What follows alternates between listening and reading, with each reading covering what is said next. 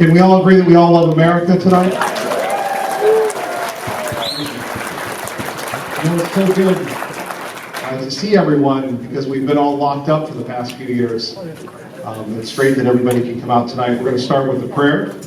And Eric Redmond, Eric, why don't you come on up here, sir? And does anybody mind that we have a prayer here at Idaho? All right, thank you. If you do, you might want to leave.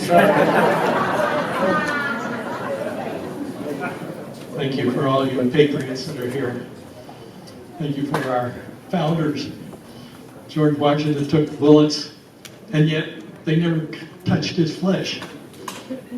Horses killed out from under him, and he still made it, because he was a remnant that helped start our country, as many founders did, and you all are a remnant of patriots. Oh, I'd like to pray for that. Thank you, Lord, for the many patriots that are here, Lord God, and truly they are a remnant to make a difference in our national government, Lord.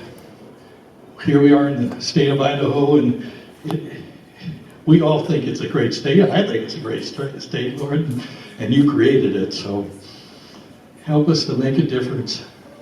And bless everyone that's here, Lord, and especially allow our true speakers right here, Mark and Rick, that they can get across how important this is to each one of us, Lord God. Give them the Holy Spirit to speak to each one of here. And again, I just praise you. In Jesus' mighty name, amen. Eric, thank you for your service in the legislature, and thank you for your continued service as the liaison for the Convention of States. Thank you, Eric. Big round of applause for Eric.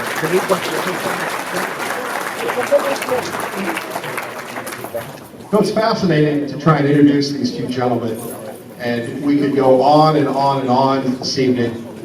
And pledge. See, it's always good as a talk show host. You need a producer. Always be able to take direction. So that's right. Let me get the pledge here. Let's see, it was out of order. There we have it. Yes, my bad, Janice. Janice, please come up here. Our great friend Janice Helfman, to urge you all to stand up, because in Idaho we love America. We proudly pledge allegiance to America. Thank you. Please follow me with the pledge of allegiance.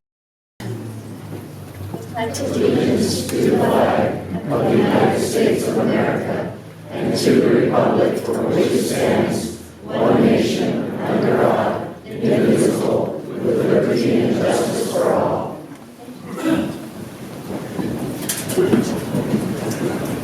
Thank you, sir. Hold on, let me ask the senator. Senators, You're good. Go ahead. thank you, sir. Right. There might be a staff job for me somewhere. All right. You know, when we talk about our two guests this evening here at Idaho, you know, it always comes back to that phrase, the men in the arena.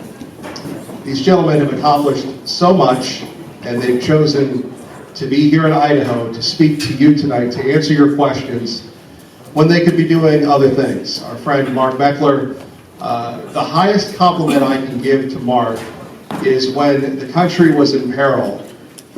He was a co-founder or the founder.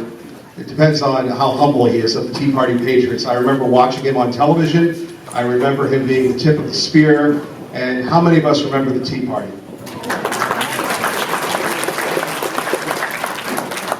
You're talking about folks like all of us that stood up and made a difference. And Mark was there from the very beginning. And because of that passion with the Tea Party, he was always and always has maintained himself in the arena. How many of you remember Parler? Remember Parler? Parler was great, right? Well, when Parler was brought back, who do you think had the credibility to lead Parler? Wasn't Kevin Miller, wasn't the senator, it was Mark Meckler. Because people trust Mark and understand that he's going to make sure that everything is fair and just and live in a world where cancel culture wants to wipe out our movement. And another factor is he loves local communities. He hangs with the big wigs. He knows everybody, like the senator. The senator, that's how I'm showing my affection this evening. That was a joke, everybody. Come on. Come on, nobody wants to see a fatty sweat up here, okay? Wasn't that funny? But he values local communities, and he values local talk radio. Most of us grew up in the age where we had that local icon. In Boise, it was Big Jack or others. Today, they're all being taken away. But Mark Meckler chose to talk to you through talk radio stations across the country. We're blessed that we is a champion of our forum, because without talk radio, what do we have? We have the clicks and the dips and the daps and the dops, right? So big round of applause for our friend Mark Meckler.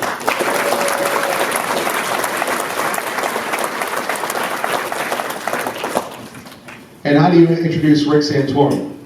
How many people know Senator Santorum from his years in Congress? You know, we talk about the great victory we had with Roe versus Wade. We talk about the states. We talk about the evilness of the world. This man here, again, away from his home, away from his family, here in Idaho, because he believes in the Convention of States. He believes in having a discussion, a dialogue, a civil dialogue with all of you. And this is a gentleman who went with, I was going to say Bob Barr, but that's not it. He was a former U.S. attorney, congressman as well. He went toe-to-toe with Pat Buchanan, Michael Kinsley, all the old days of Crossfire, because he believes in civil engagement. He ran for president. And look, don't blame him for Mitt Romney. When the conservative movement needed a candidate against the establishment machine, it was this gentleman here. Underfunded, but not outworked. The New York Times and everybody else, former President Obama, the number one target, Senator Santorum, because of his message. And the fact that the Convention of States, that we have these two gentlemen here tonight, and that you're here, we're all honored. But we're honored to have both of you. So, big round of applause for Senator Santorum.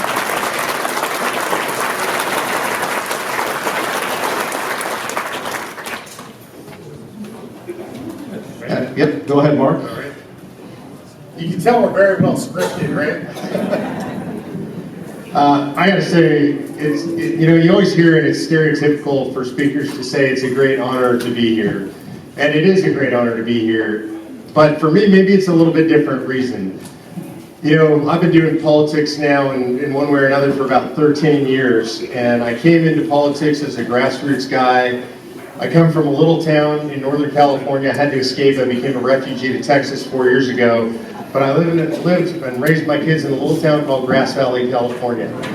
A lot smaller than here. I see a lot of heads nodding. People know where Grass Valley is. And it was a great place to raise kids.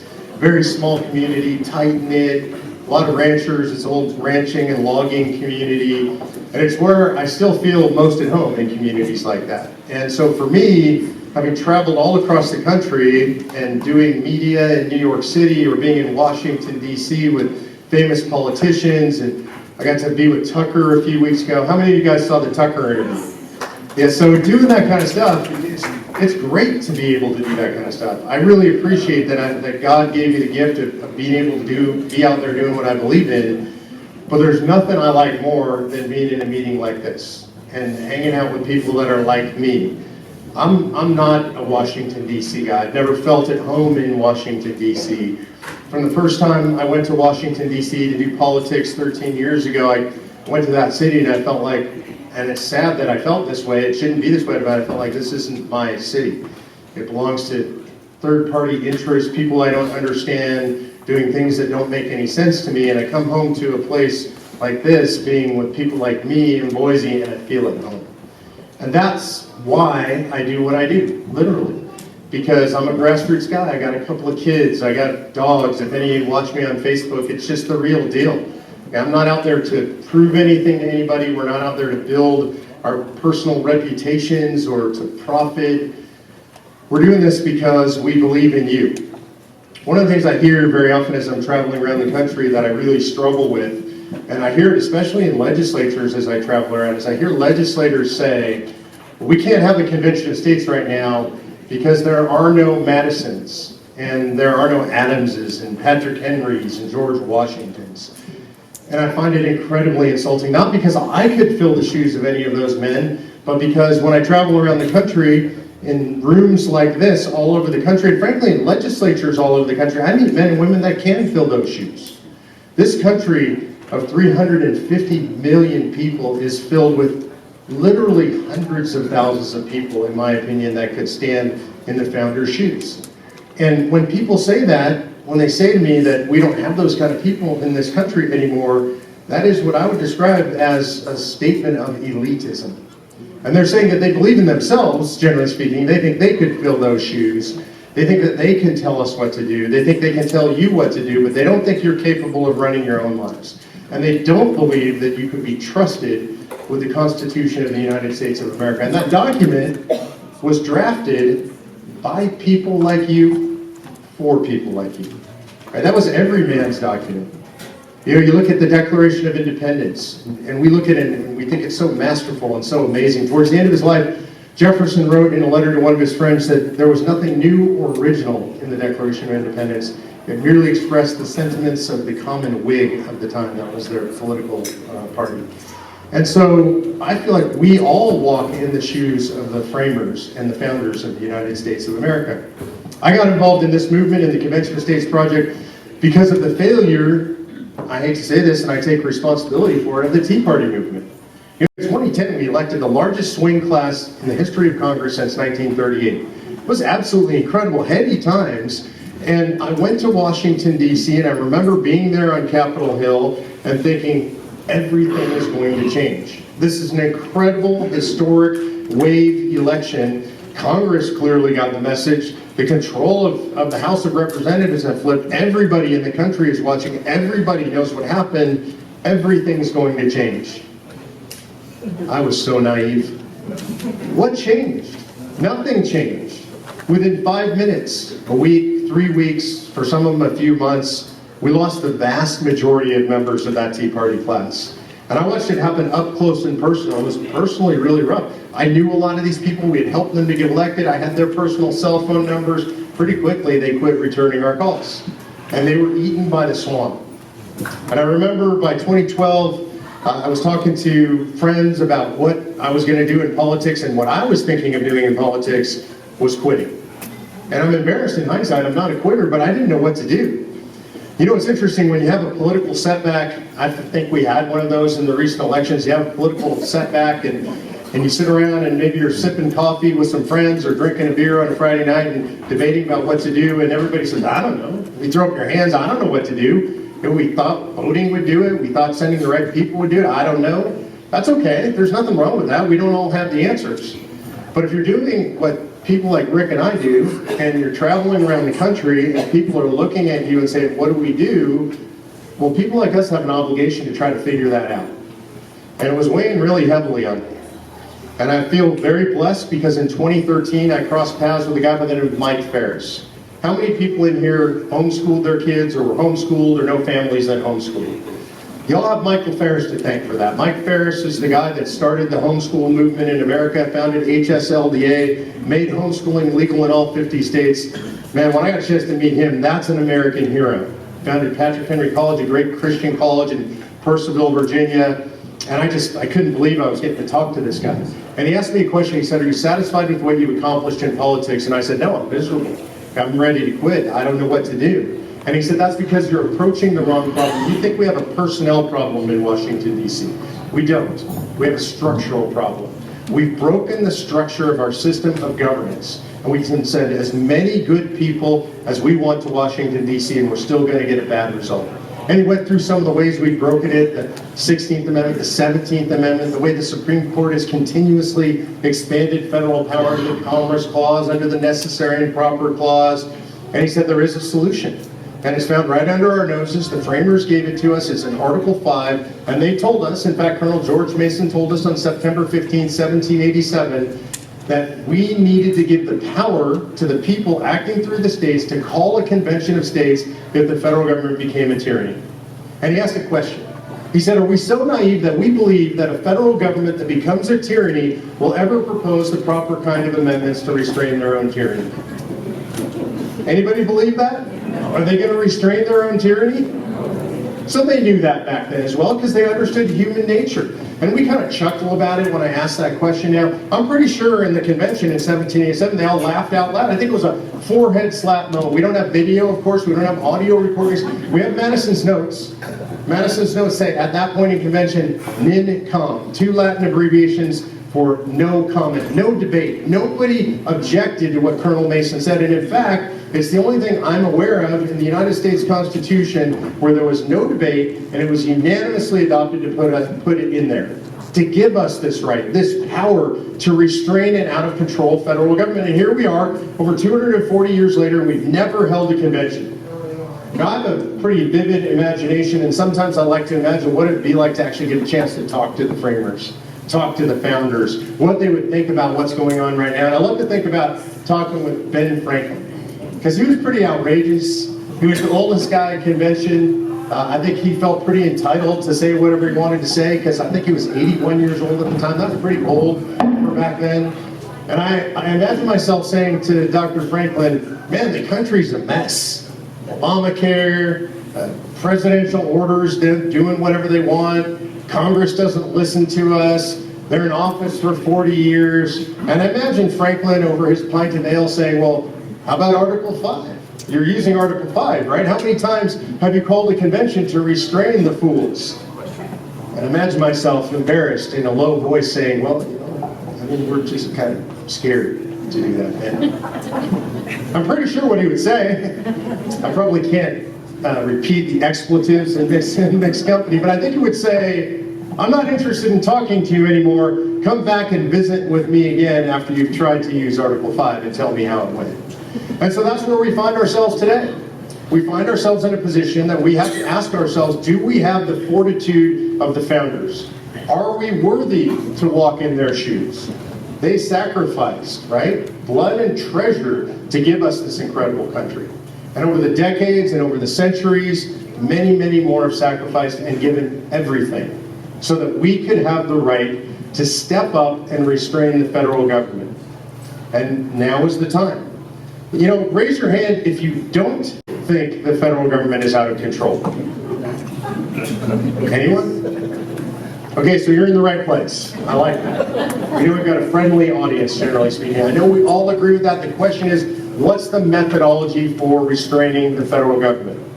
And the answer is, I don't know any other than a convention of states. People will say to me, well, we should just elect good people. My answer is, how's that working for you? People say, well, the states should just refuse to take federal money. How's that working for you? People say, we should just use the 10th Amendment. How's that working for you? We've been doing the same thing over and over for 100 years and hoping for a different result. Anybody know what that's called? Insanity. And so it's time. It's time for you and I to walk in the shoes of the framers and the founders and do the one thing that they expected we would do to save this precious republic, and that's to call a convention of states. So Senator Santorum and I have been here. We've been in the legislature for the last couple of days talking to legislators. I'm very encouraged by what we're hearing. I think the movement is afoot here. You see a room full of people like this on a weeknight in Boise, Idaho. I'll tell you, it makes my blood boil with pride. I'm so proud of you guys for being here. I'm so proud to be part of this movement. And the main thing we want to do tonight is take a lot of questions. So I'm going to close with that. God bless you guys. Thanks for being here tonight.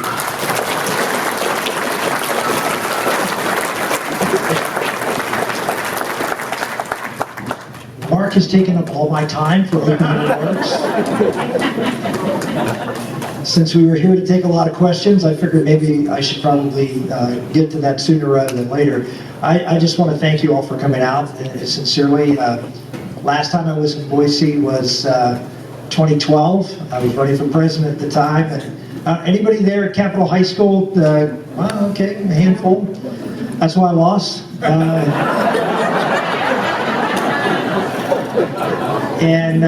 But no, actually that night was a great crowd. It was a lot of fun. It was actually a very memorable event. I had several good events in Idaho. Coeur d'Alene was a huge crowd, another great event. Really thought we had a chance of winning Idaho, and as Kevin just said, we came up a little short of Mitt Romney, and all I have to say to all of the people who supported Romney over me, I told you so. That's sort of a good way to start. You didn't listen to me the first time I came here. Okay? It's one of those things, fool me once, shame on me, shame on you. Fool me twice, shame on me. So there's a chance to get it straight, get it right. All of you didn't raise your hand. You weren't there the first time to help me. Now you have a chance to make reparations. It's a popular word these days. And do the right thing. I do want to get to questions because I think that's the most important thing, to hear what people's concerns are out there. I just want to those of you who do have concerns, and probably some of you here came here and are not supporting what we're trying to accomplish, I just want to give you a little perspective. Neither did I. When this idea first came to me back in 2012, 2013, I was not a supporter. I was convinced that this was not as serious a problem that needed to do something dramatic, like have a convention of states. Why did I feel that? Well, because I'm a conservative. I assume most of the people out here are conservatives. And when someone comes to a conservative with a new idea, what's your immediate reaction? No. No. We do things that we know work. Right? That's what conservatism means. One of my favorite definitions, it's the stewardship of your inheritance. Right? So you've got to try to be good stewards of what you've inherited that you know has worked and is tried and true. And so when someone says, hey, I got this great new idea, let's amend the Constitution. They're like, are you crazy? Why would we want to do something like that? That's never been done before, using a convention of states. So that was my reaction. So for all of you who that's what your knee-jerk reaction was, check, good, you're a conservative. But what also do conservatives do? See, unlike the left, we don't just react with how we feel and just do what feels right. What do? We actually learn. We gather information. We want to know what is true, not what feels true. And so you actually do your homework. Well, I'll be honest with you, I didn't for a long time. In large part because I was running for president, not once but twice, and I wasn't running for the state legislature, and I wasn't really that concerned about what the states were doing at the state legislative level. Secondly, I actually thought that, certainly in my time in the Congress, that Republicans were still fighting the fight. That while you can make the argument, and I know some will, that we bended and folded and conceded on some points, which is certainly true. The basic feeling within the Republican Party in Washington, D.C. was, we're still for less spending. We're still for less power in Washington. We're still for pushing things out to the states. We're for balanced budgets. We're for all the things that Republicans are for. We're not winning, but at least we're still there and we're trying. And then I saw something happen that really disturbed me. Two things. Number one, the left got worse.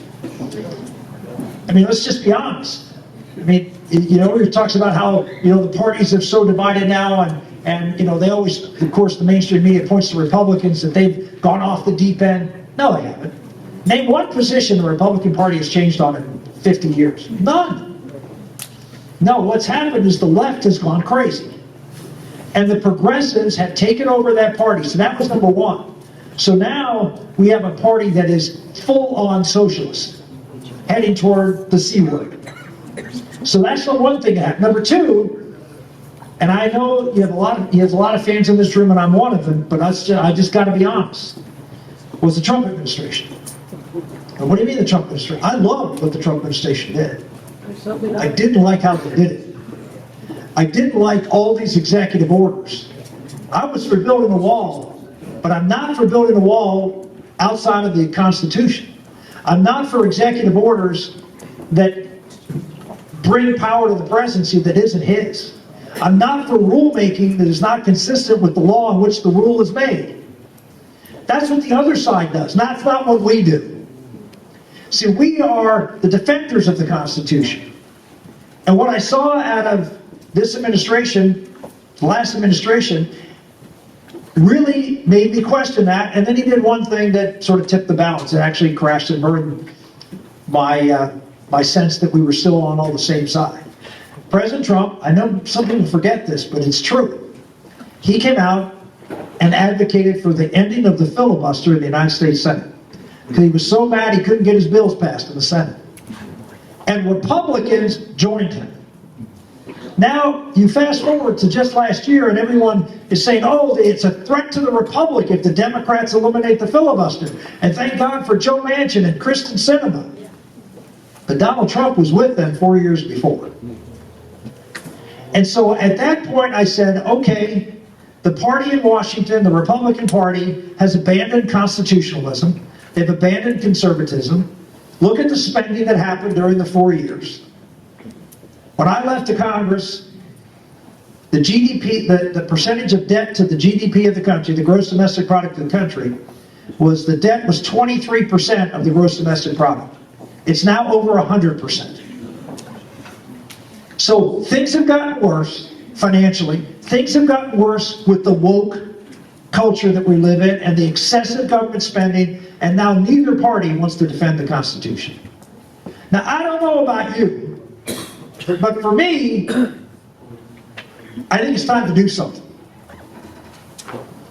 And so that's what I said. I think it's time to do something. And I ran into this guy. Mark and I were social friends. We had never worked on, and again, I was not for COS. And we happened to meet at a funeral and had a chance to talk about some things.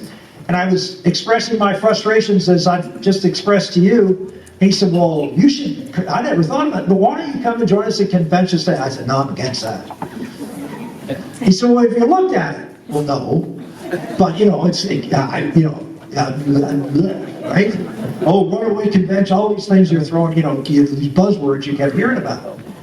He said, well, why don't you do what a conservative's supposed to do and learn what it really is. Learn the facts. Dig deep. And so I did. It's like an atheist who reads the Bible and all of a sudden finds they're a Christian. And that's what I did. I read all this information. The more I read was like, this is exactly what our founders intended. And so I'm here as a reformed smoker who is, as a result, as zealot on the issue of convention states as reformed smokers are. And I am here to answer your questions as someone who asked the very same questions in all likelihood as you did as recently as a year and a half ago. And so I welcome the opportunity to talk with you and look forward to a lively debate. Thank you.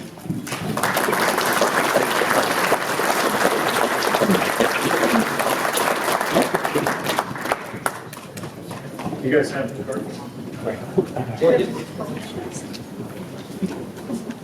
Oh, I can start by asking questions. Okay. I've never done this before. I think the biggest concern that most folks have when you both referenced it is, once we open up Pandora's box, America is truly not as united as it was during the founders' time. We use the senator's word, we've got woke, who would ever thought that gender would be a preference.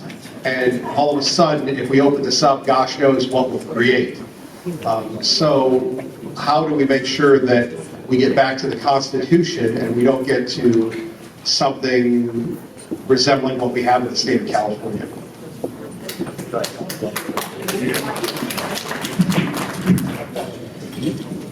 Well, first of all, if it resembles the state of California, I'm not sure where I'm going to go because I already left that place, as probably did a lot of people in this audience. I mean, this is something that I hear. This is the single most common argument against convention of states. And so I want to present it as honestly and clearly as I can. I get asked this question all the time, so does Rick. And what we're talking about is something that is commonly referred to as a runaway convention. And the way the runaway convention scenario goes, and again, this is just straight down the middle, trying to present it as accurately as I can, what the opposition says.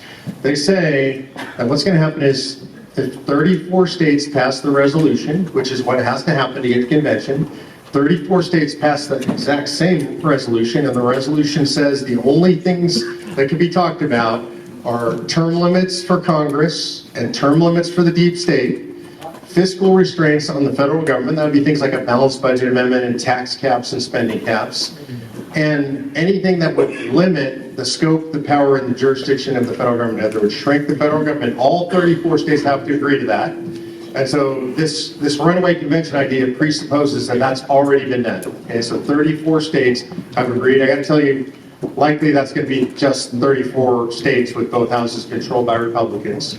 Then all those Republican legislatures and the remaining 16 states are going to do what's called commissioning their commissioners. They're going to issue instructions to their delegates or commissioners that are going to go to convention.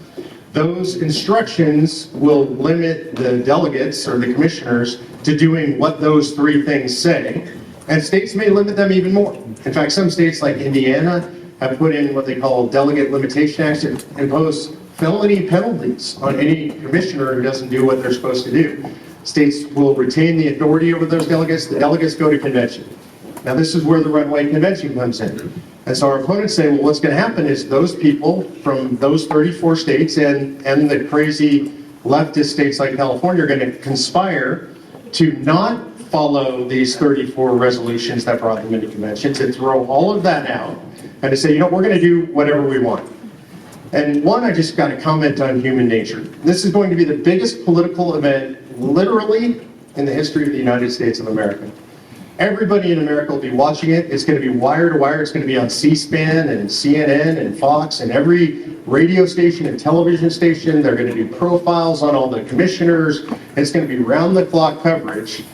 And so these people are going to be under the white hot lights. They're going to have taken an oath to do what their legislature sent them to do. And the runaway convention argument says they don't care about any of that. They're going to go there and they're just going to do whatever they want.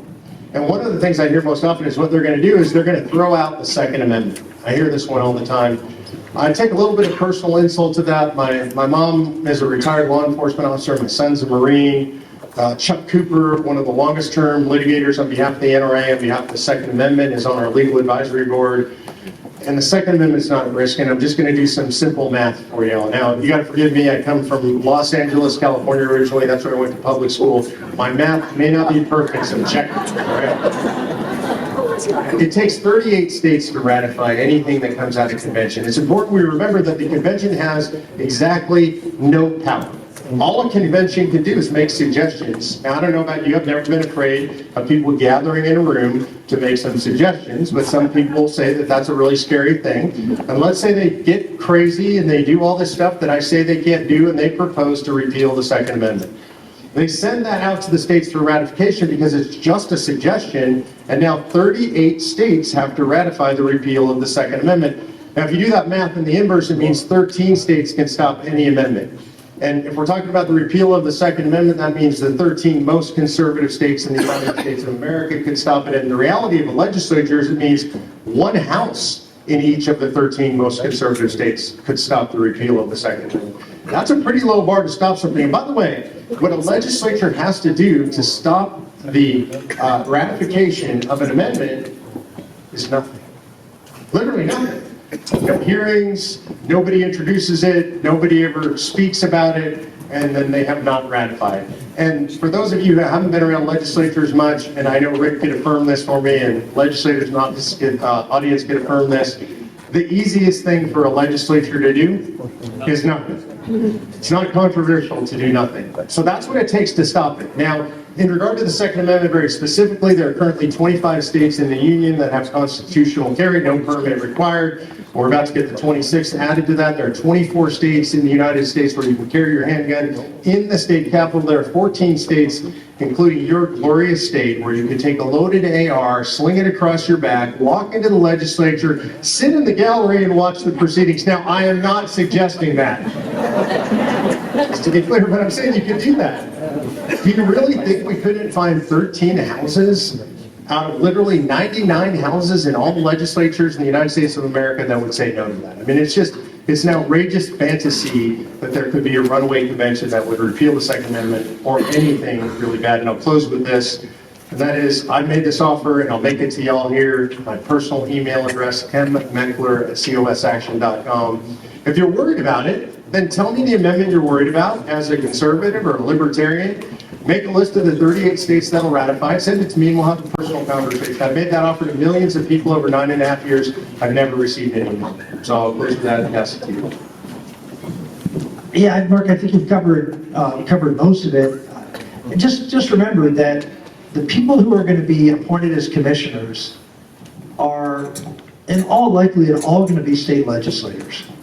I mean, I'd be surprised, it might be a handful that are not state legislators, but they're all going to be state legislators. They're all going to be elected officials. They all have worked in legislative bodies before. And what people are suggesting is they're going to go to the most important thing they will ever do in their life the weight of being at the first convention of states to propose amendments under the full light of the national media and all their constituents and everybody that they know. And they are going to violate their oath of office. And they are going to betray everything that they ever campaigned on in their elections to destroy the country. Now, I know people don't trust their elected officials, and I get it. But that's a suicide mission that you're saying that not just one or two, but dozens and dozens of delegates. Because it's not just one delegate per state. There are delegates, there'll be maybe 3, 4, 5, could be as many as 10 or 12. And so you're saying dozens and dozens of elected officials who have worked their lives in the vineyards to protect conservative causes, who voted for this to limit the power of the federal government, are going to come under some spell when they go to convention. Or there's going to be this pressure, and they are going to abandon all reason in the light of day to the condemnation of every conservative and their family, their constituents, and destroy their political careers to propose an amendment that could never be adopted because no radical amendment, as Mark just laid out, could ever possibly pass ratification in 38 states. That, ladies and gentlemen, is farcical. The idea that there's a runaway convention is a farce. It is a red herring. It has no chance of happening. I'll tell you what has a chance of happening. The highest probability coming out of this convention is nothing is ratified. That would make sense. Why? This country's really divided. We could get to 34 Republican states that can pass this resolution. Up until the last election, there were 31 state legislatures controlled by Republicans, both houses. And if we'd had a good election night, which we did not, I saw there was a scenario for us to get to 34. If we had a red wave, we could have gotten to 34. We'd have won Minnesota. We had a chance of winning Nevada. And this year, Virginia's up, and we have one seat there, we have one house there, and we're only two seats short on the other. So we could have gotten to 34. You show me how to get to 38. It's not there. It's tough. In order to get amendments passed, once we get to convention and send them to the states, to get 38 states, I mean, you're going to have to get like Michigan. You're going to have to get Maryland. I mean, that's tough. On the other side, it's harder for the Democrats. You talk about blue states, there's about 14, 16 of them. You need 38. You need deep red states to get to 38 to pass a crazy left-wing amendment. Anybody who believes this, sit down with a map and get 38 states who would do this. Anything you want, anything you can make up. And you look at the states that have to approve this, and you say, well, there's no way. There's no way. I get it. One of the things, the left has figured this out. They know that you don't trust your elected officials. That you don't trust government. So the best way to get you to not support this is to sow fear based on that. And you're buying it. And all I'm saying is, look at the facts. Look at the fact of what it would take to get 38 states to ratify anything that you're worried about, and it's impossible. And I underscore that. First, in my opinion, it's impossible for an amendment to be proposed.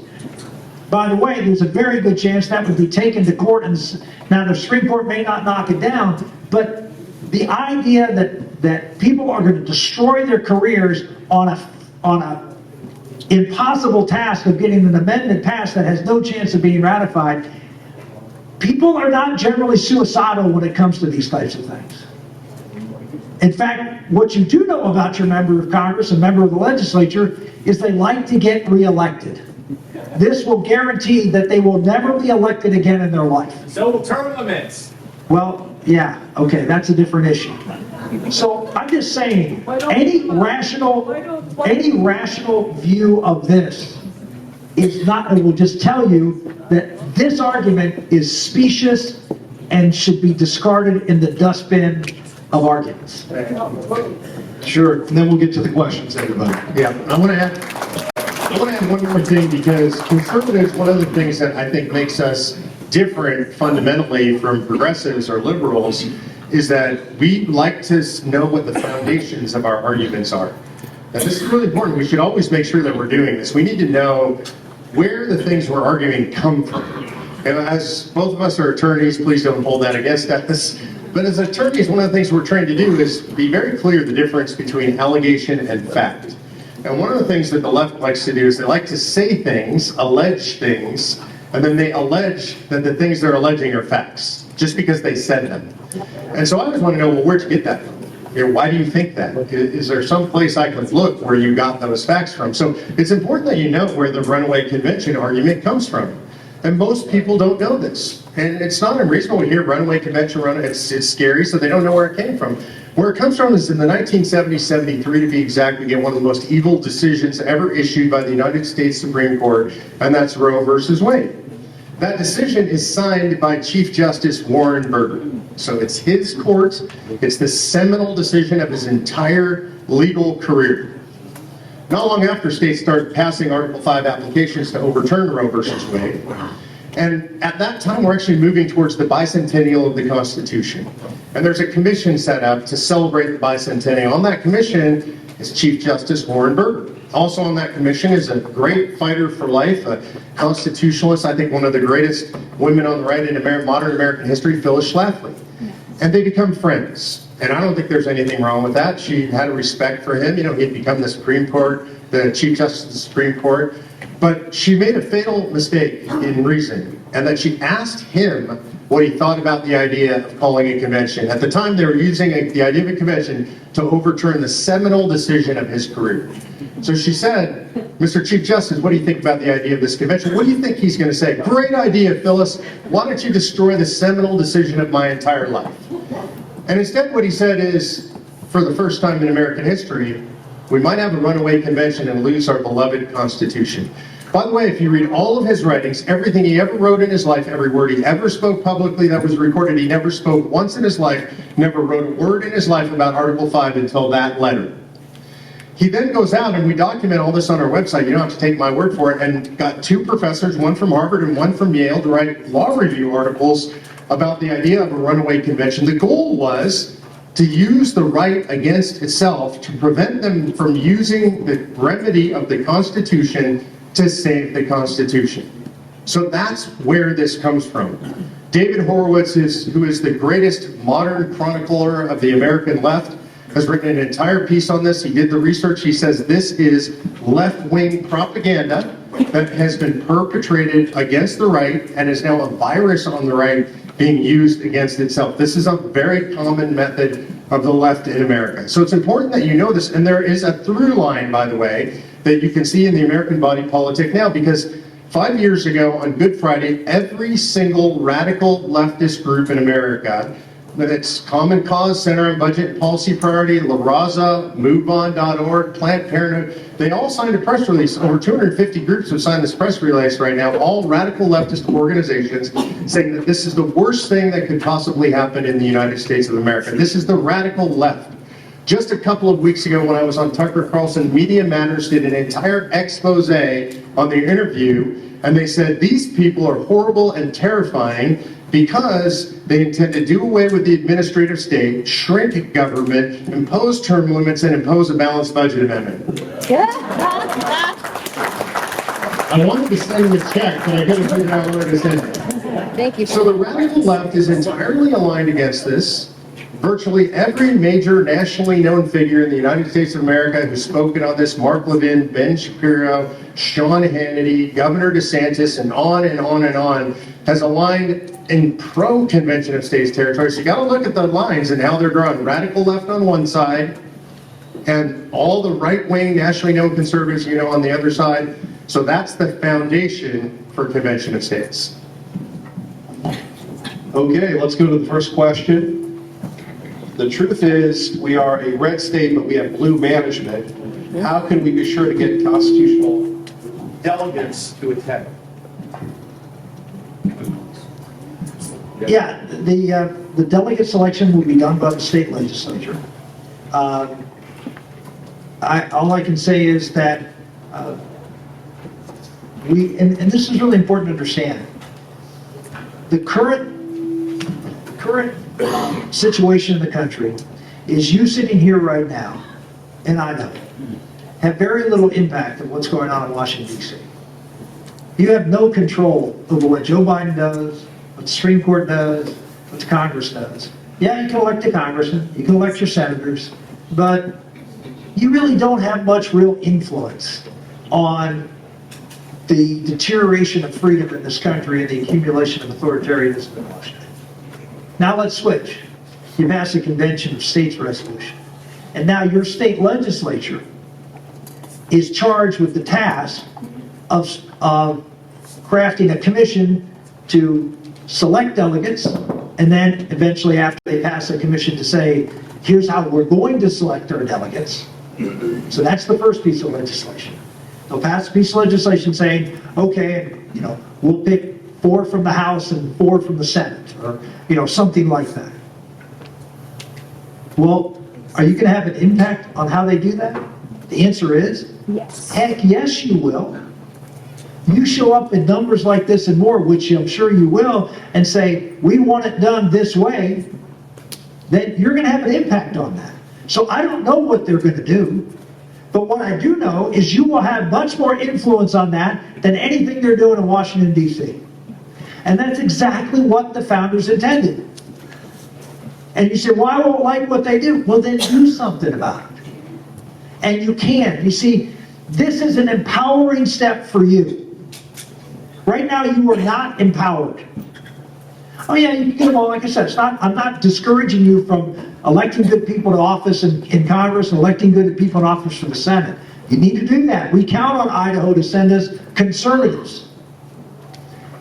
But when it comes to fundamentally having the opportunity to scale back the power of Washington, you actually can do something and influence your legislature, how they select the delegates, and then who they select.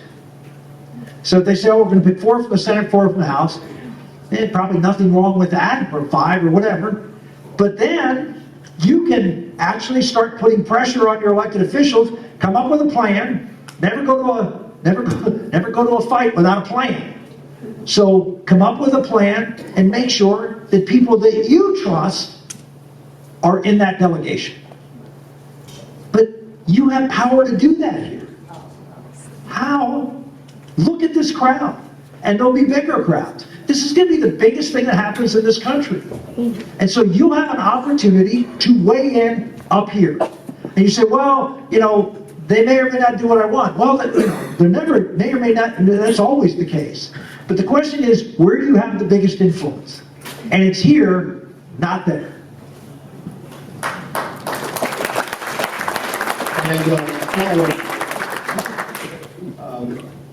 we're talking about just making sure that folks with the Convention of States represent the people, not the special interest, AKA corruption. And can the Convention of States rescind laws that Congress has passed? I mean, that's legally, the way that question is phrased, is a little bit difficult to answer. And the reason I say that, I'm not trying to weasel out, and I will answer, but a Convention of States is designed to deal with constitutional issues, not legislative issues, right? So if you want to repeal legislation, Congress has to repeal legislation. Okay, so that's the first level of the answer. The second level of the answer is that, yes, it can, in the sense that there are certain things that a convention can impose constitutionally once those amendments are ratified that will make things that Congress has done no longer constitutional. So that's a bunch of language and a little bit messy, so let me give you a specific example. If the convention, which it would have the authority to do, says that Congress no longer has the authority to deal with the environment, then there are laws that have been passed which give Congress the power and by which Congress creates the Environmental Protection Agency. And the Environmental Protection Agency then promulgates all of these regulations.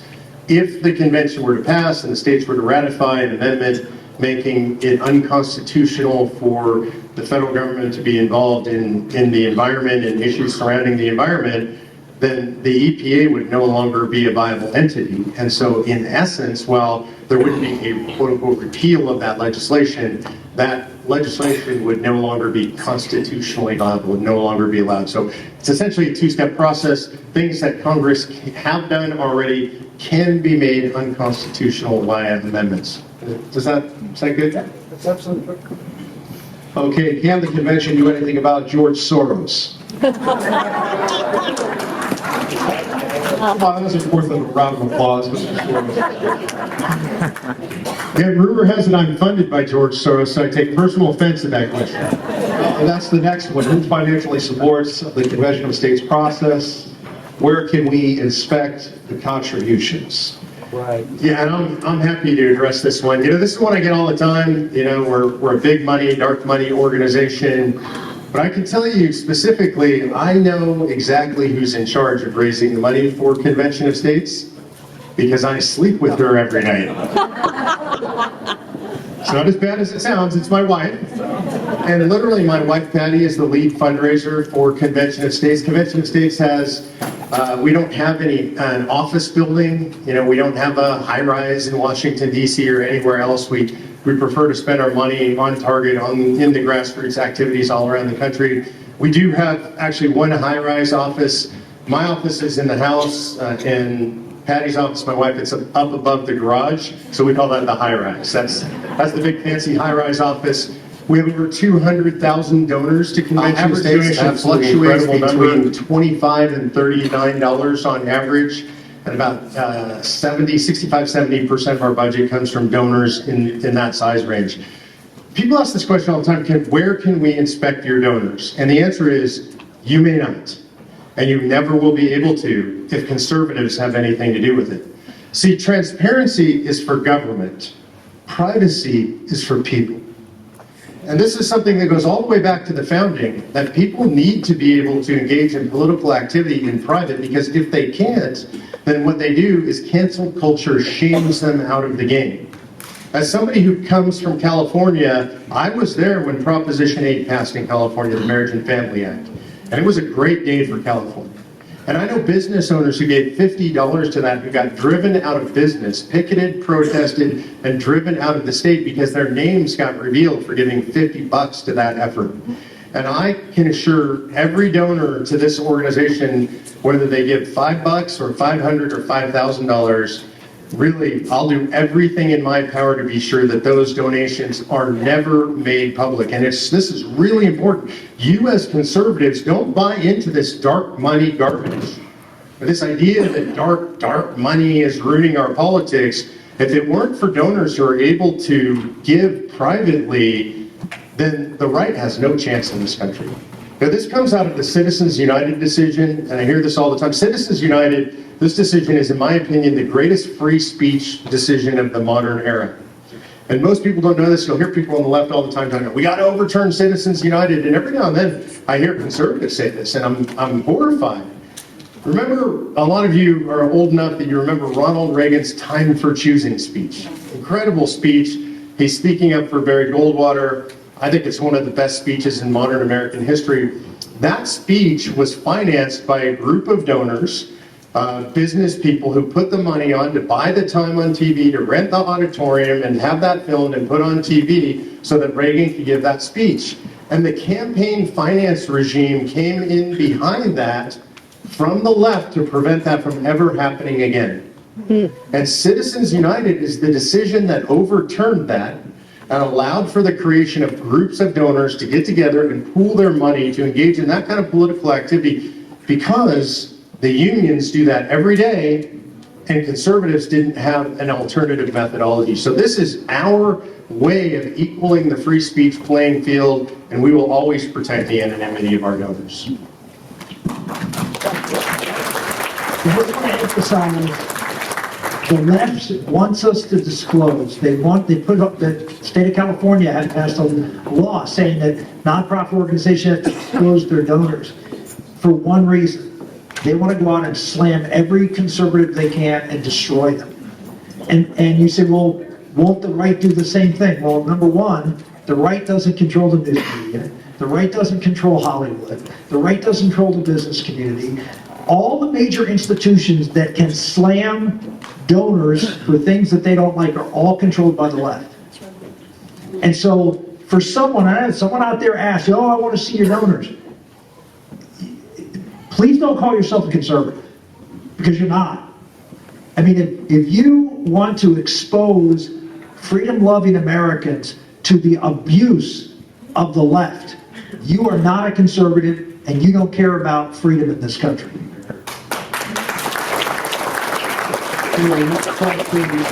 How will the Convention of States reverse Obama's destructive actions and amend the Constitution to prevent future presidents and party leaders from wrecking the U.S. Constitution and U.S. laws? Well, again, that's the whole point. There's three parts to the Convention of States resolution. One is term limits, other is fiscal restraint. The third is the most powerful. And I know it frightens some people. Say, oh, it's very open-ended. Exactly. And you say, well, that scares me. It shouldn't. Because remember, it's open-ended as to how we can limit the power of the federal government. Don't you want it to be open-ended as we can limit the power of the federal government? So there's nothing to be afraid of. It's the reason the left doesn't go out and campaign against the balanced budget, huh? The left doesn't go out and campaign against term limits. But they're coming after us. It's because of that third element. Because that's what they're really concerned about. Because the third element can say, you know, the left can know that Washington can no longer regulate primary and secondary education. It wasn't in the Constitution in the first place. What's not in the Constitution? Healthcare. There's no authority in the Constitution for the federal government to regulate healthcare. Almost half the federal budget is healthcare. So that's what they're afraid of. Because they're afraid of the things that gives them control over your life, that makes you dependent upon them. That's what they're afraid of. And so the thing that I hear a lot about, oh, this is very open-ended. Exactly. It's why they're afraid, and it's why this is so powerful in having a debate about what the proper role of the federal government is vis-a-vis you, the local government, and the state government. And that's a debate that we should have in this country. We haven't had that debate in a long time. Why? Because there was no way for you to do anything about it. This creates a forum for a discussion for all of America to participate in during the time of this convention. Believe it or not, young people in our schools are going to actually learn civics because it'll be all over the news. So the schools are going to have to teach what the Constitution is, what a balance of powers is, what checks and balances are, what the Constitution says, what the Constitution, how the Constitution has been changed, All of these things are now going to be a public discussion. And you know, I mean, you're activists, you're here, but you know your neighbors, they have no clue. They have no idea what the federal government has done to usurp the power from you, the localities, and the states, and how they have centralized power and divided this country. And I'm going to finish on that point. We talk about how divided this country is. And Mark gives this talk, and he does it better than me, but I'll do a short version of it. This country, of course, is divided. I've traveled to 49 of the 50 states, only one state I haven't been to yet. And I can tell you, Idaho is very different than Rhode Island. And things that work in Rhode Island will not work in Idaho. And things that work in Idaho will not work in Rhode Island. That's okay. It's okay. Why? Because we had a federal system of government that said, let Rhode Island be Rhode Island, let Idaho be Idaho. And we had a federal government for 150 years that didn't have the power to impose Rhode Island on Idaho or Idaho on Rhode Island. But that has changed. The reason our country is so much at cross swords with each other is because we have a federal government creating conflict by trying to impose values from one part of the country on another part of the country. It's anti-federalism. And so the opportunity here is to restore federalism. And I actually believe that we might get some of the Californias and New Yorks and Connecticut's to agree with us on some of these things, because when I go and I testify before state legislatures, they're as much afraid of the Donald Trumps and the Rick Santorums ever becoming president and imposing our values on them as much as we're afraid of the Obamas and Biden imposing their values on us. And once you reach that point, then you might make some progress in getting the federal government removing their power to do that to us.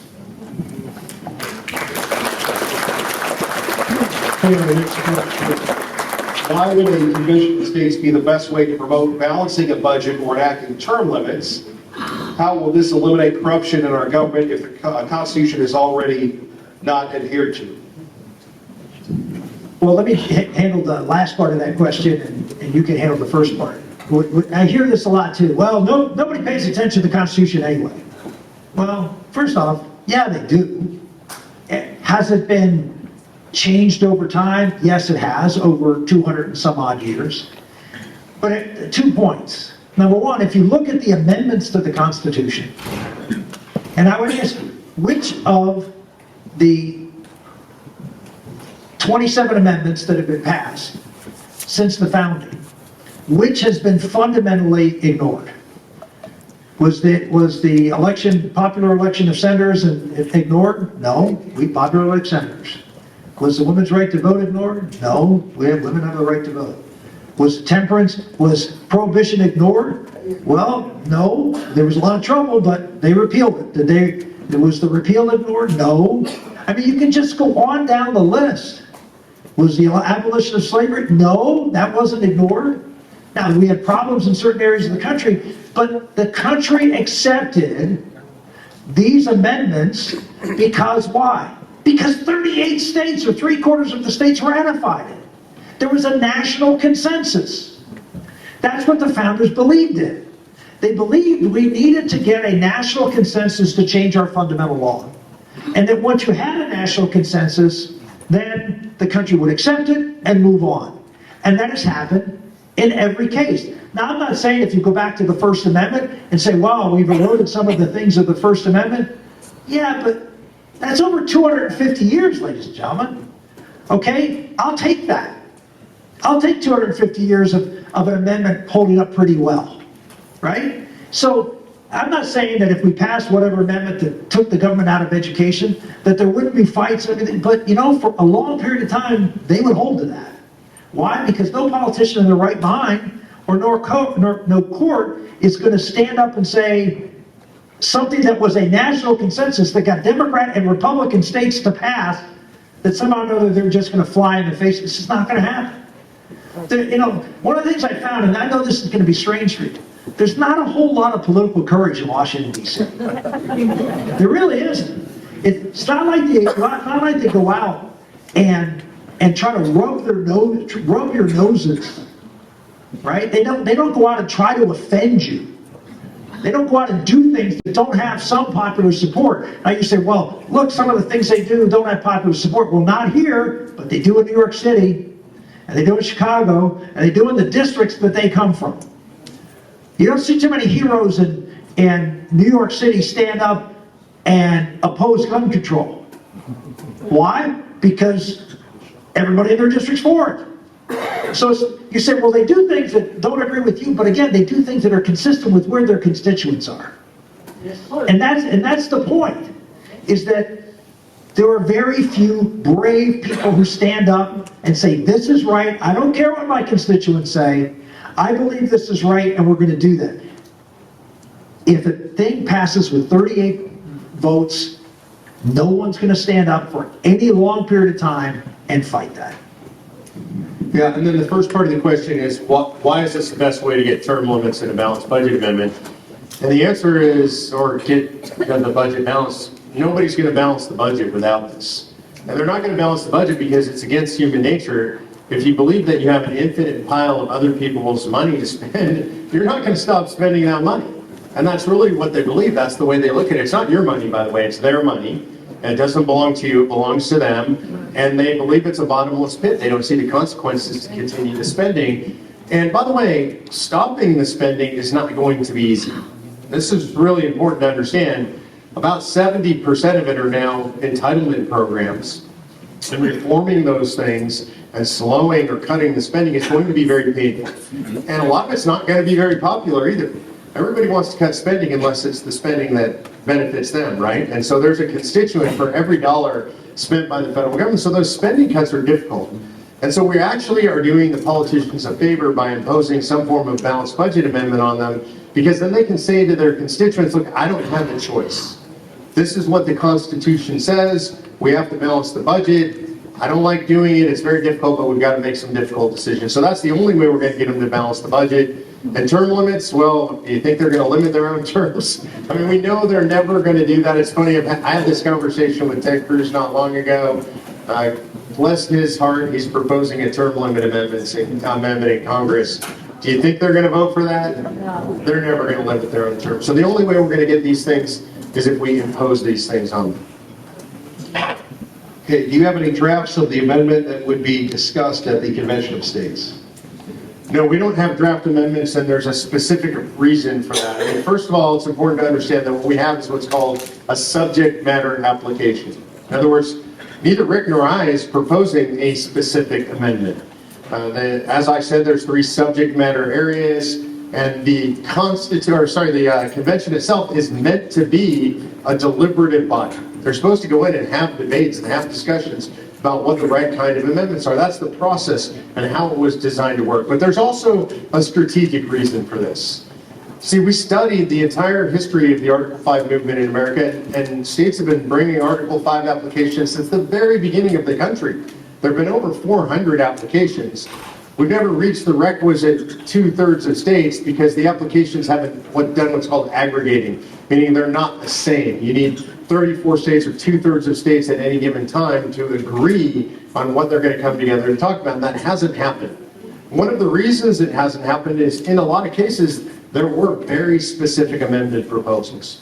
And what happens when you lay out a specific amendment proposal, let's say everybody in the room raises their hand and say, we're all in favor of a balanced budget amendment, and I say, okay, here's the amendment that I think we should do as a balanced budget amendment. I guarantee you, and especially because we're conservatives, at least half the room is going to say, well, that's not how it should work. That's crazy. That's the wrong balanced budget amendment. You missed this, you missed that. It'd be better if we calculated debt versus GDP like this. And there's going to be some great ideas in the room. We're going to have a big argument about, do we have the right balanced budget amendment? And then what that means is we're going to argue about that, and we're never going to make it to convention. And that's the history of the Article 5 movement. So by doing a subject matter convention, these are things, these 3 areas that the public widely agrees upon. We poll this regularly. I can tell you 75% of Republicans in the United States of America, when they know what an Article 5 convention is and know what the three areas are in support of it, 66% of independents say they're in support of it, 52% of Democrats say they're in support of it. So we've got to get to convention, and that's when we'll have the debates on specific amendments. But if you don't have anything as a draft, I think, why don't you put, you said that the wall is against the Constitution, well, amend it. I bet you it would get ratified. The biggest expense is what, we've got 5 million illegals, not bedded, not anything. We're having to lodge them and pay meals. That is a lot of the budget. Build a wall, put that on your draft.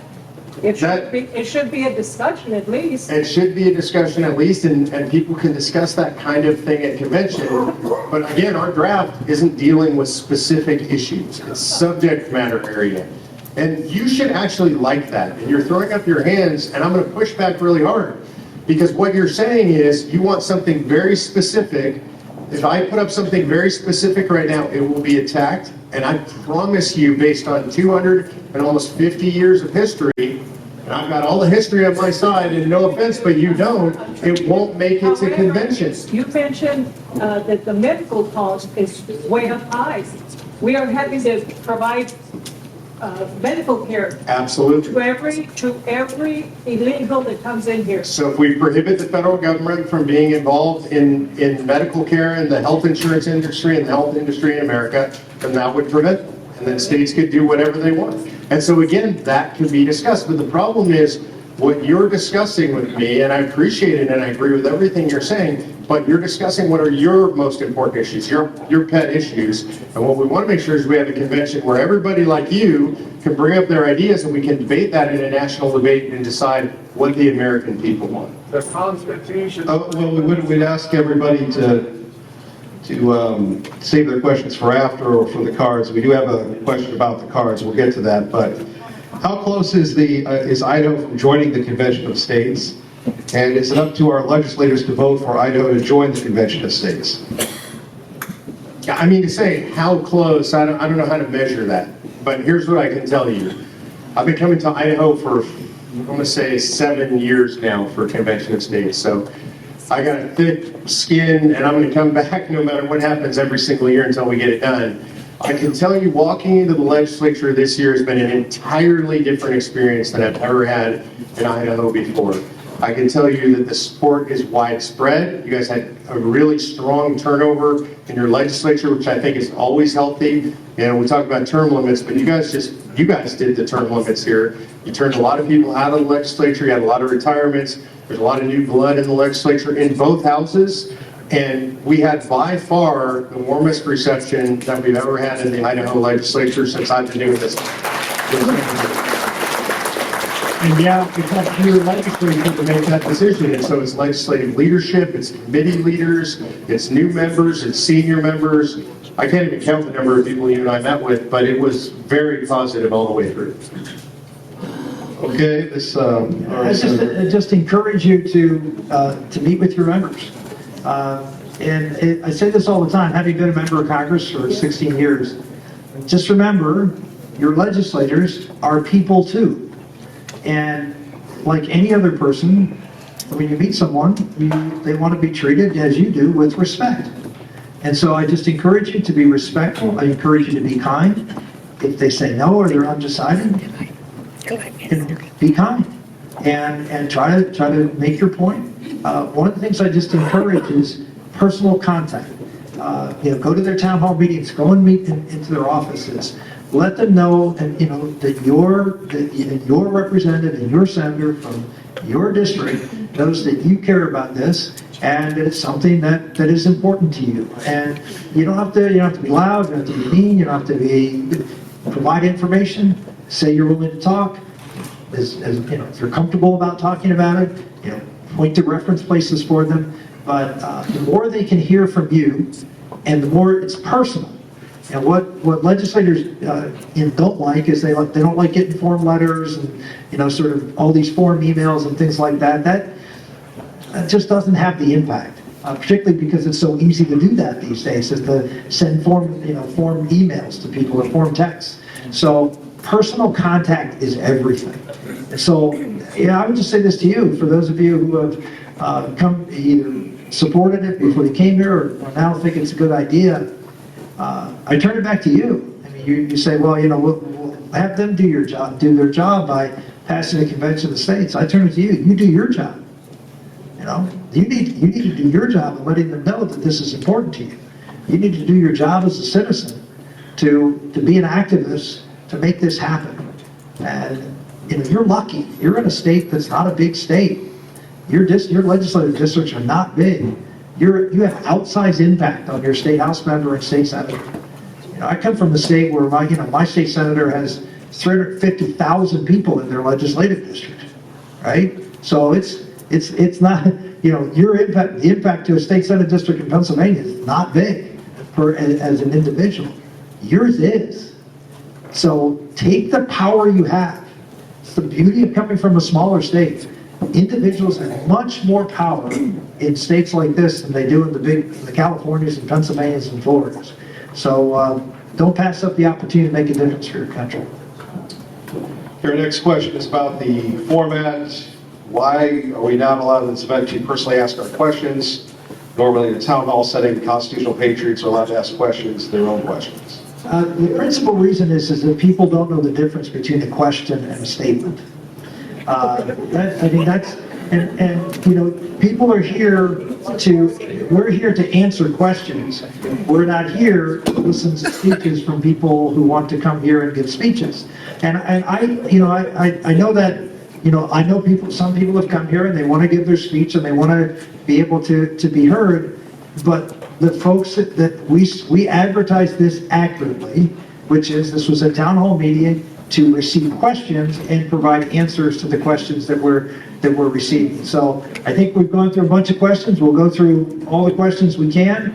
I'm happy to stay as long as anybody's willing to sit out here and answer questions. But we didn't say this was a debate. We didn't say this was a public speaking opportunity. We said this was an opportunity to ask questions and get answers to those questions. Okay, our next question. Montana voted against the Convention of States. Do we know why and any of their concerns? Yeah, I don't know what the final analysis is. The Montana State Senate actually was 25-25. That's the best vote we've gotten out of Montana in a long time. We made a lot of progress there. I know they were thinking. Do you know whether they did a reconsideration or? That's still being discussed. Yeah. So there's a possibility today or tomorrow for them to do a reconsideration and re-vote it. In the earlier vote, this was the final passage. In the reading before passage, it actually passed 26-24, and someone flipped their vote to make it 25-25. So it just tells you. I mean, this is, in Wyoming today, it passed on first reading 18-12 in the state senate. So these are states, as I keep saying, I don't know why they're close. I don't know why they're close out here in the freedom-loving upper Midwest here and the Rocky Mountain West, but it is. And we're fighting not Democrats by and large, but we're fighting folks, as I said before, who don't trust you, don't trust the people to rise to the occasion and help save this country. They trust Washington. That's the bottom line. They do. They trust Washington to continue to do what they're doing, but somehow or other to change course. And I don't understand how people out here in this area of the country can look to Washington, D.C. and say, we trust you more than we trust ourselves. But people do. And we have to accept that, and we're going to keep coming back out here and keep working. You both talked a little bit about the state legislators receiving you. Do you believe a resolution will be introduced this year in Idaho? Yes, we do, and we're hopeful at this point we're working in both legislative bodies. We spent more time in the Senate, so I don't know, maybe the Senate will be first. We're not really sure about that yet, but we're working through the process, and I just encourage all of you to talk to both House and Senate members and particularly, the House has a lot of new members, and so it's, I always say, new members are sort of new soil to be plowed. A lot of them are not familiar with it. They haven't been in the legislature before. They're not that familiar with the issues. So it's really important to, if you have a new member who's in your district, to make the time to speak with them. Why not repeal the 17th Amendment? I'm all for it. Anybody think we can take the people's right to elect their senator away from them and that would pass in 38 states? Raise your hand. I mean, look, there's a lot of great ideas out there that I'd like to see done, and repealing the 17th Amendment would be one of them. I just, I live in the real world, and I don't think Americans are going to give up the right to elect their senators. I could be wrong. I'm happy to be proven wrong, but I don't think it's going to happen. And so if we're pretty sure that's not going to happen. I don't know if that's ever been polled, but I guarantee if it was polled, it wouldn't be very high. But we have ideas that have polled and are very high, that actually could blunt some of the effects of the 17th Amendment's passage. And so, if you can't go through the front door, then you find some other way to accomplish the purpose. And that's what we're trying to do. What would be the time duration for a convention of states and who appoints the delegates?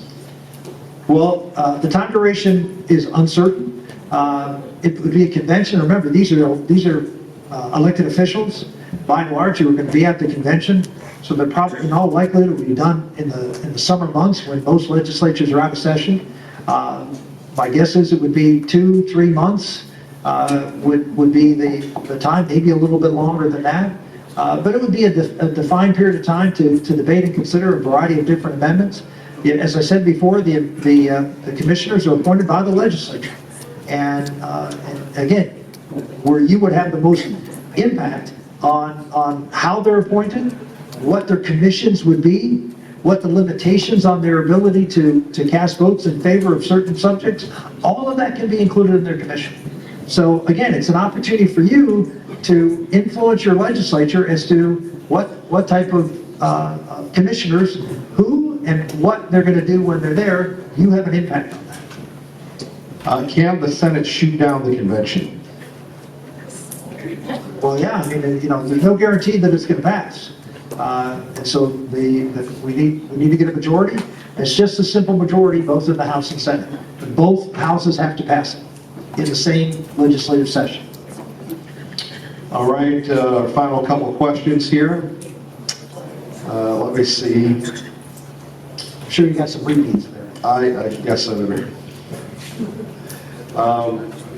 Do you see this turning around America apart from wide sweeping violence? If so, how? Yeah, one of the things I say, because I talk to a lot of folks, and I had one person tell me that they aren't going to support this because we're way past the convention.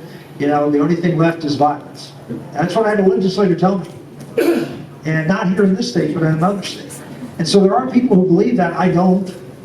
I believe our founders gave us the way to solve this problem, and shame on us if we aren't willing to use every single measure. People talk very cavalierly about violence. Why don't you just go over to Ukraine and see how great violence is? See how great not having power is. See how great having your neighbor's house blown up with them in it. See how great that is. It's not great. It's not something we should even contemplate unless we're absolutely forced to it. And the idea that we won't use what's in the Constitution to control the problems that all of you are concerned about who are predicting violence, shame on us. Shame on us. That we wouldn't use a peaceful resolution that has the possibility of restoring our freedoms before we went to something as radical as violence.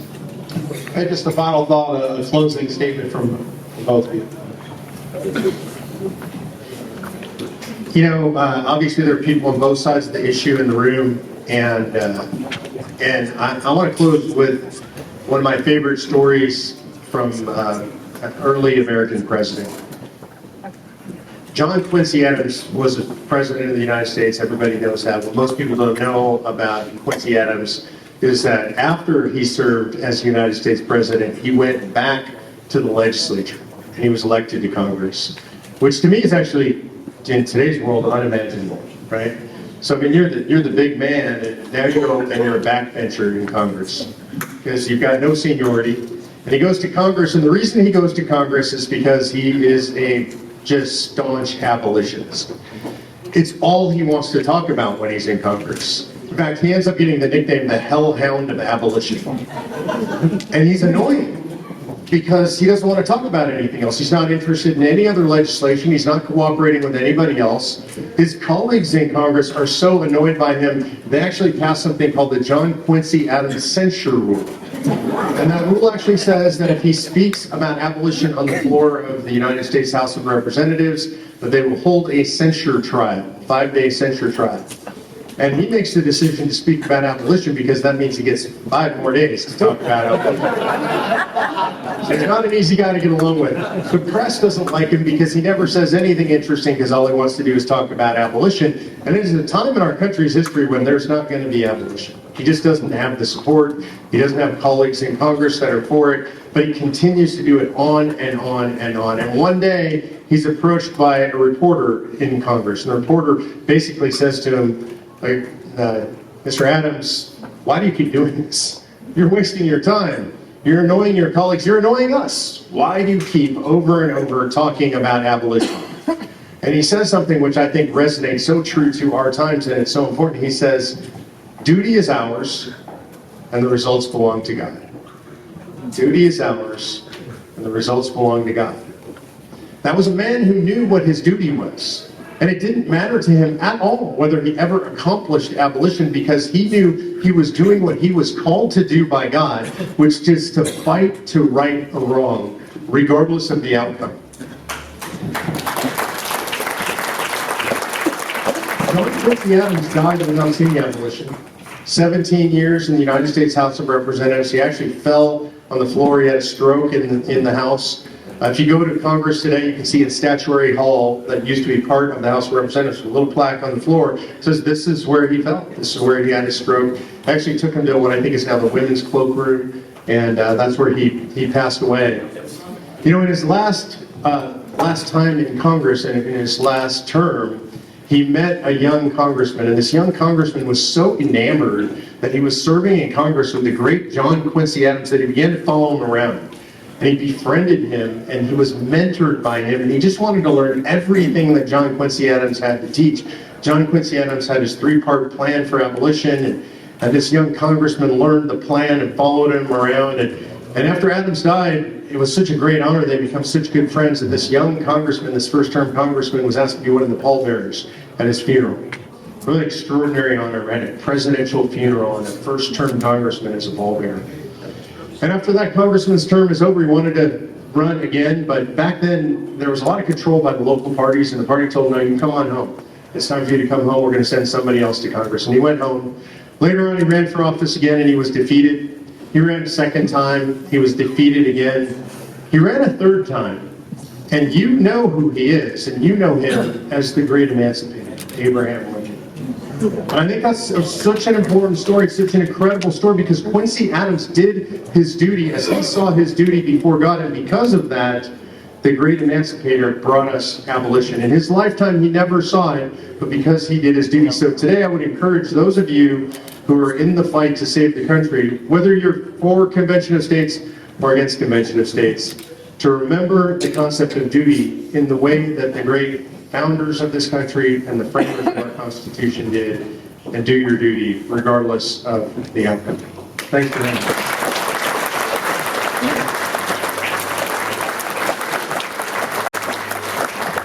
Yeah, I don't know if I can add to that. That's pretty strong, Mark.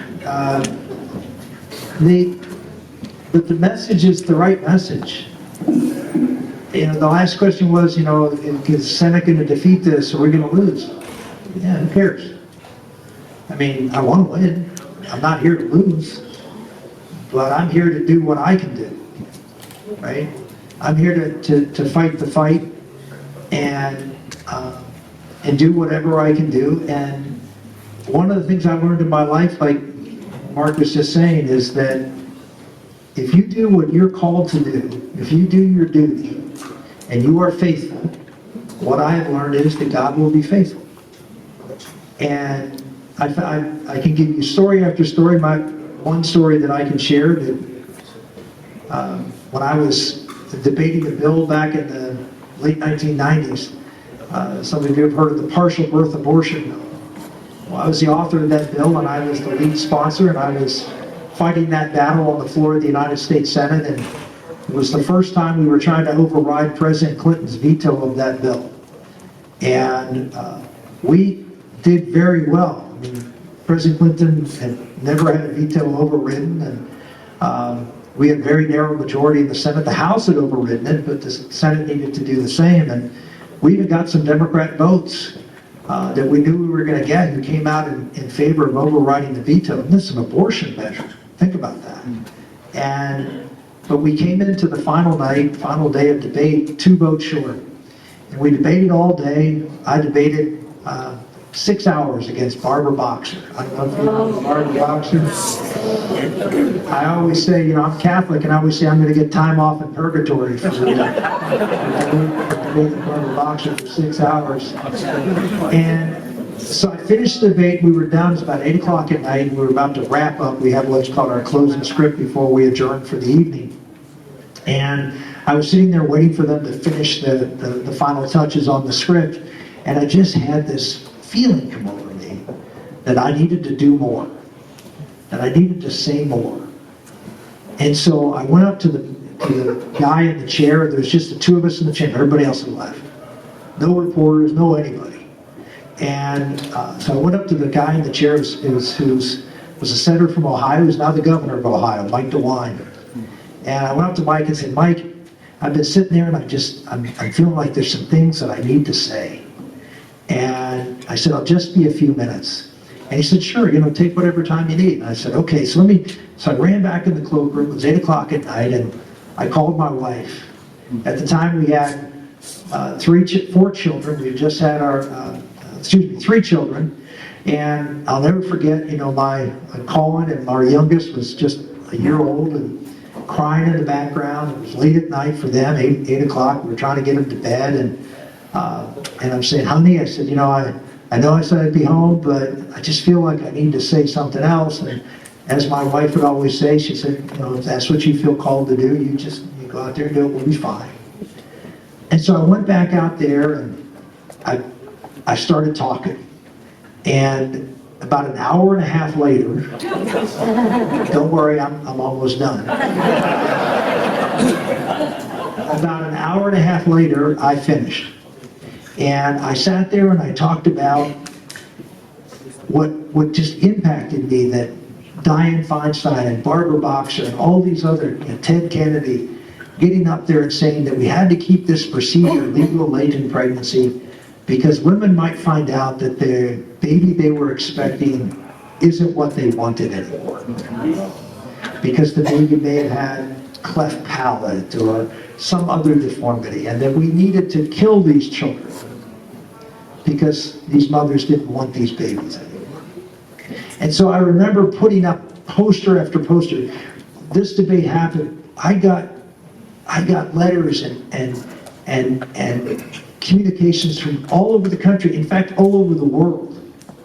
People sending me and telling me their stories about how the medical community wouldn't give their babies care because they were disabled, or they were forced to have an abortion because their baby was disabled, or they couldn't find a place to have a baby because the doctors were afraid of the liability of delivering a child with a disability. And so I'm telling their story after story after story, and I just got wrapped up in it, didn't realize what was going on, and so it finished, and I thought, well, maybe there's a couple of senators who were sitting there at night and don't have a life and are watching C-SPAN, right? Watching me on C-SPAN. You never know. And so I remember, saying prayers and saying, God, this is, please have this used for a higher thing and just, make this happen. So I get home, it's 11 o'clock at night or whatever it is, all the kids are asleep, Karen's asleep. I get up the next morning, 5:30 in the morning, that was my schedule, took off before everybody was up. Went in there, all excited we were going to win this thing, we lost by 2 votes. Didn't change a vote. I'll never forget sitting there just completely depressed. And I walked outside the chamber and walked out to the steps. And when you walk out the center steps, you look straight across and there's the Supreme Court building. I remember looking at that building and saying, and just feeling a sense of not just defeat, but I was angry with myself that I thought who am I to think that I was going to make a difference? What a fool I was. Here's another night where I didn't tuck my kids into bed at night. Here's another night where I was a lousy husband and didn't lay with my wife that night. Here I am just saying, what a fool I was. And 2 days later, I got an email. It was from a young man from Michigan State University. And the email read as follows. My girlfriend and I were sitting on the couch flipping through the channels one night on the other 2 nights ago. And we saw you standing on the floor of the Senate with a picture of a child with a disability next to you. And so we stopped and we started listening. And you told the story about the horrible procedure of partial birth abortion, how you were trying to override the veto, and the story of this little boy. And he said, I looked down at my girlfriend who was laying on my lap, and I saw tears running down her cheek. And I said to her, what's wrong? And she said, I'm pregnant. And I have an abortion scheduled for tomorrow. But I'm not going to have an abortion anymore.